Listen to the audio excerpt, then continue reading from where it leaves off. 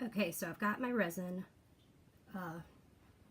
my regular resin right here, and the hardener right here, measured out exactly equal parts. That is extremely, extremely important. Now I'm going to start pouring my hardener into my resin and stirring very, very, very well.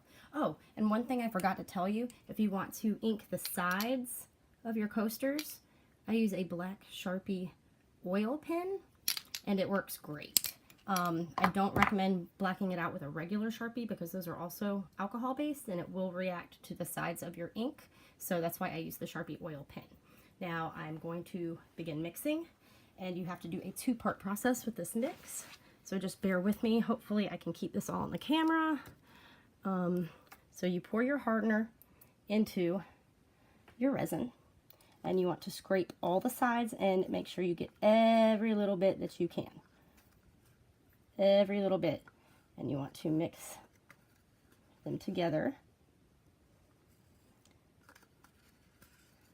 So you want to make sure, because that's the whole point of measuring very, very precisely, because if you don't measure and get the exact amounts, you will end up with sticky resin that does not cure.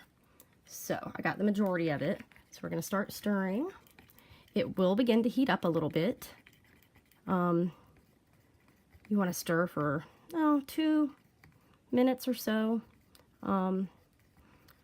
But you are also going to want to transfer this back into the other cup. So do not throw that cup away, because you want to make sure it's thoroughly mixed. There's still a little bit of product in there that I could not scrape out. So it's very important to dump this mixture back into this cup before we pour. You will get some air bubbles in there. That's okay. The faster you mix, the more air bubbles you're going to get. But if you let it set for a few minutes, the air bubbles will start to rise to the top. You won't be bubble free, but that is what this little handy guy is for. If you can see that, my setup is horrible, guys, but it's like a little Bernzomatic blowtorch that you can get at the hardware store once again, or you could actually get it at a food store like Bed Bath & Beyond or something, because you use the same thing for creme brulees and stuff like that. So if you're a cook or chef, you may already have one, or if you're just really like to play with fire, you might already have one. But mine ran about $30 at Lowe's, but it also came with a soldering iron attachment, which is pretty cool because I do jewelry as well. But so you are going to just get a real good mixture in here.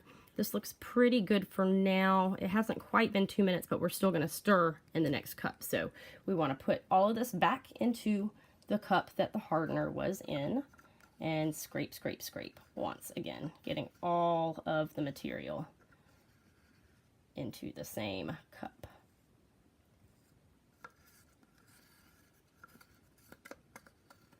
I love these popsicle sticks. Like I said, the measured out cups that you can buy by ice resin are very convenient for first timers. But if you're like me, once you get the hang of it, you really won't need to measure it like that anymore if you can see through your cups. That's why I use this really bright light. Get every last little bit. All of it. Want all of it. Don't be lazy about this process. Get all of it.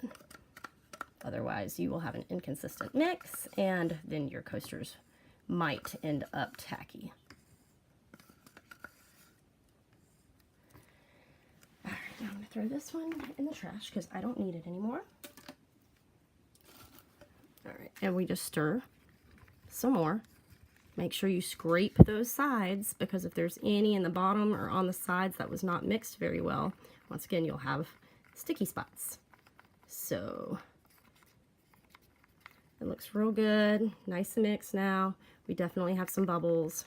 So we are gonna sit and wait for a few minutes for some of those bubbles to rise back out. So I would give it about 10 minutes. So once again, I'm going to stop this video and we will pick back up in 10 minutes.